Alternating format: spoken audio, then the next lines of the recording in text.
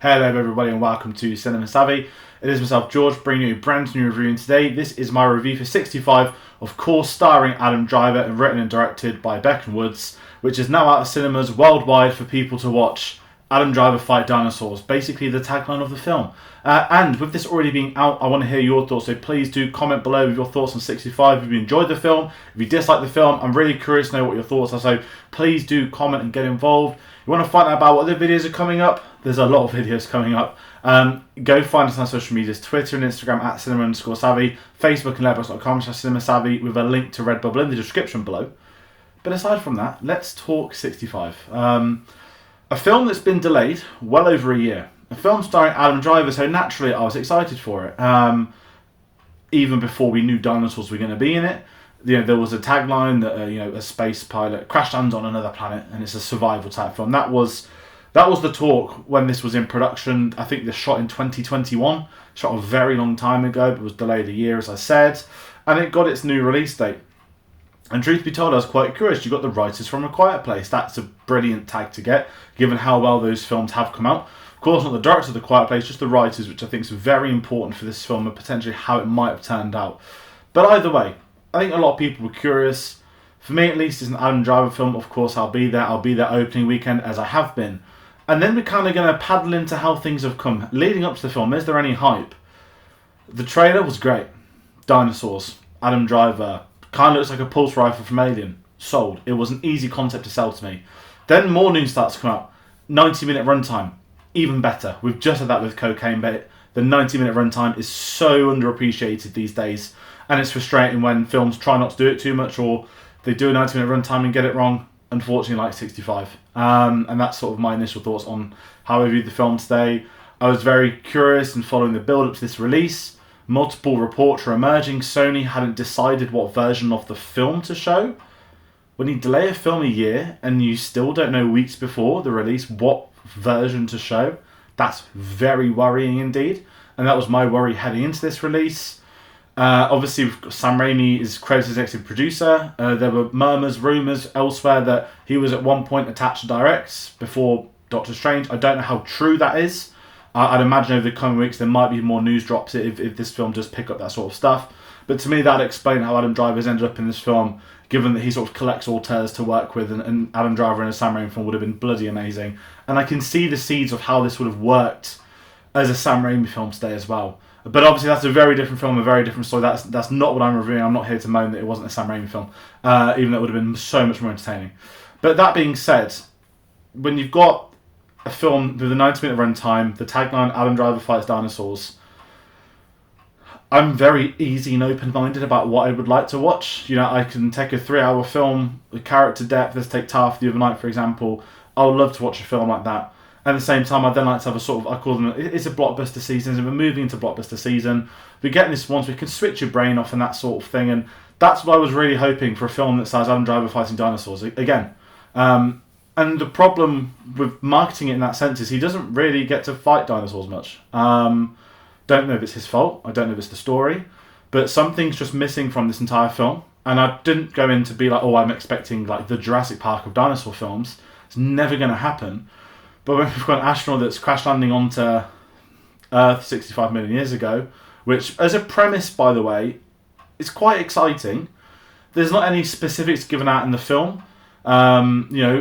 It's set 65 million years ago. He's not from the future going to the past. He's from another planet. That's in the opening scene.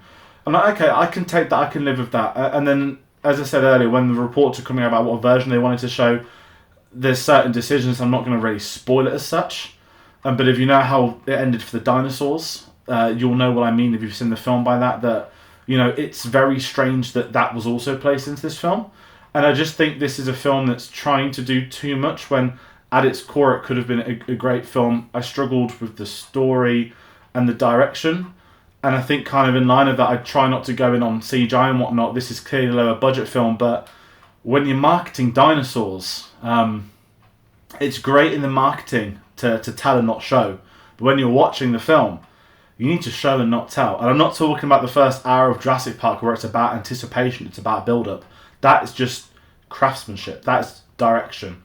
This film doesn't have that. The problem with this film is that it doesn't have the budget to do Dinosaurs versus Adam Driver. And when we do get to see the dinosaurs, I'm not going to sit here and say the CGI is bad by any stretch of imagination. It's not great. But again, you can tell that the funding isn't there maybe to fulfill the idea from the director. Maybe the funding was never there to begin with, and they're trying to do too much on too small a scale, with a very small cast as well. I think there's 4 credited actors in this.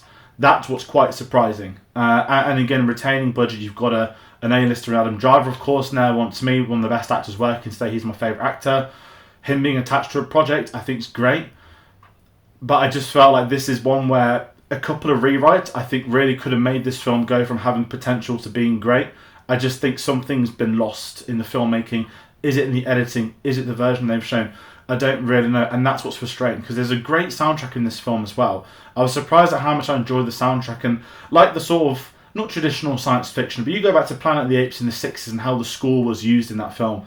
That's the benchmark to me of taking this survival story and placing you in an obscure, unknown world. We know, of course, is the dinosaurs on Earth, but in the same concept that the revelation is this isn't Earth until later on. This one being a weird opening for sort of 20, 30 minutes, and it had to be sort of slapped in the face to the audience.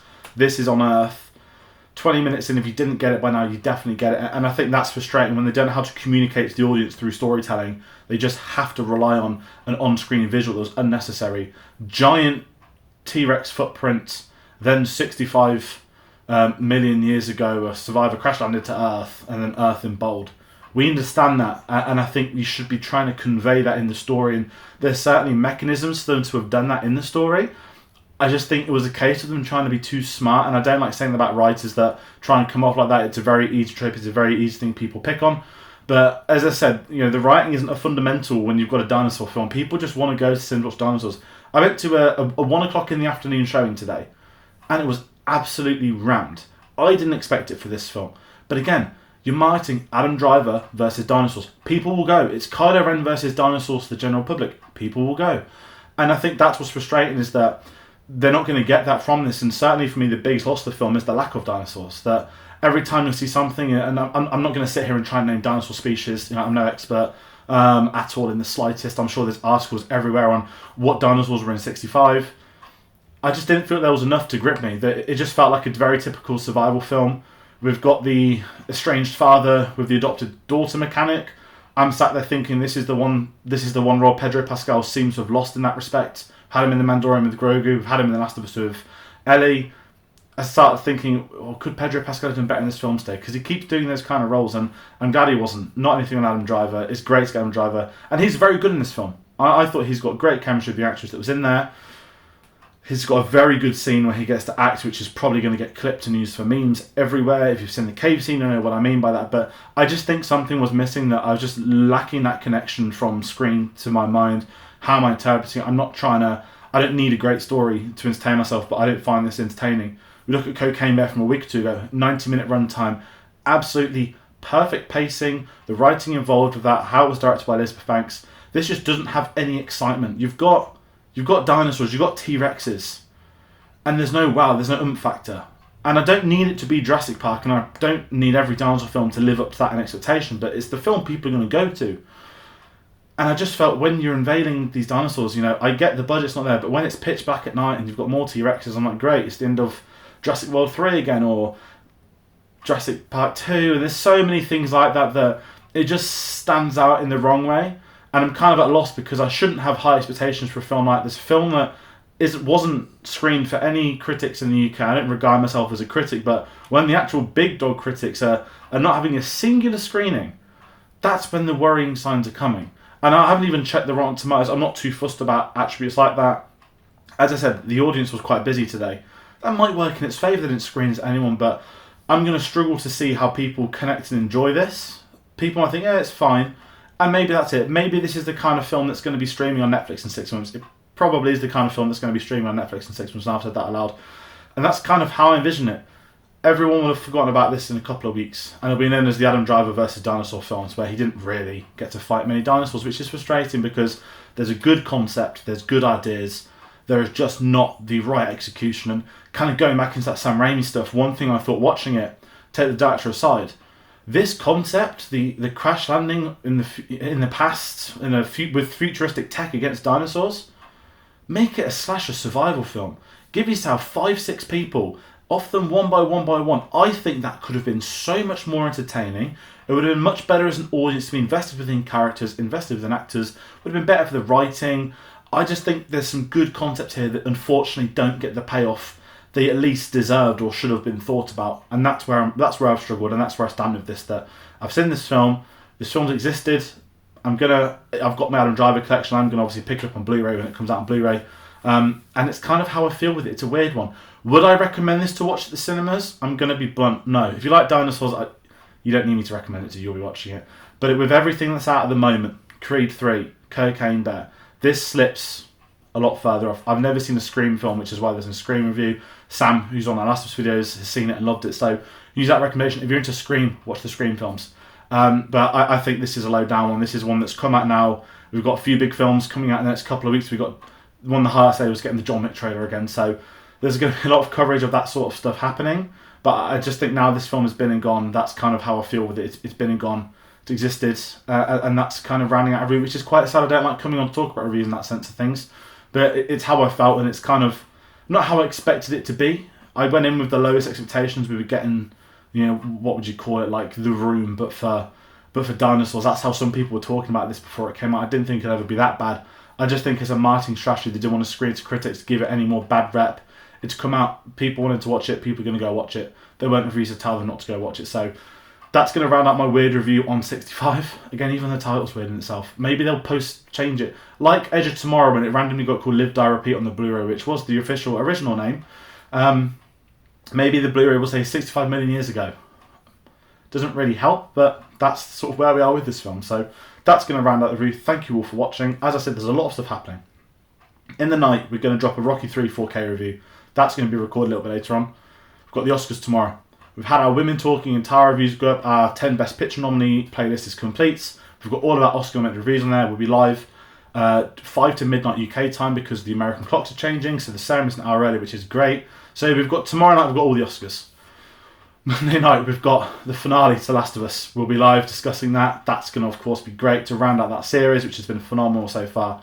Wednesday, we've got The Mandalorian, Episode 3 of Season 3, Chapter 19. That's going to be exciting to talk about that one. There's so much happening. I mentioned John Wick. There's a lot of films coming out. We've got Star Wars Celebration. We're heading into a really busy month for the channel. And I hope you guys enjoy what we're working on, what we're trying to do. And as always, any feedback, any comments, do let us know and we will reply to them. But in the meantime, thank you all for watching. See you on the next one.